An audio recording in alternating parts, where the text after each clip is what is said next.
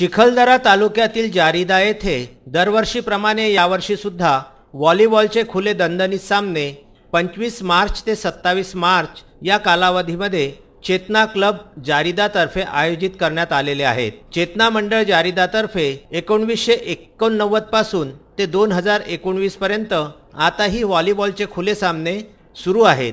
अति दुर्गम भाग असून सुद्धा ही परंपरा चेतना क्लब जारिदा यांनी आजपर्यंत टिकवून ठेवलेली आहे। शिवाय त्यांनी आपली व्हॉलीबॉलची टीम सुद्धा टिकवून ठेवलेली आहे। ही अतिशय आनंदाची गोष्ट आहे। यावेळी या कार्यक्रमाला उपस्थित एस मोळेकर, RFO जारिदा, राहुल येवले, राजेश वर्मा, गंगाराम जामुनकर आणि मंडळाची सर्व कार्यकारिणीमध्ये परसराम बिसंदरे अध्यक्ष, अनिल मावशे उपाध्यक्ष, जीवन मोरे सचिव, BC पाटणकर सहसचिव, कोषाध्यक्ष दिलीप पाटणकर आणि सदस्य हरिराम सावलकर व गोविंद पाटणकर आदी या कार्यक्रमाला उपस्थित होते। चिखलदरा येथून VCN न्यूज साठी मारुती पाटणकर यांचा हा वृत्तांत।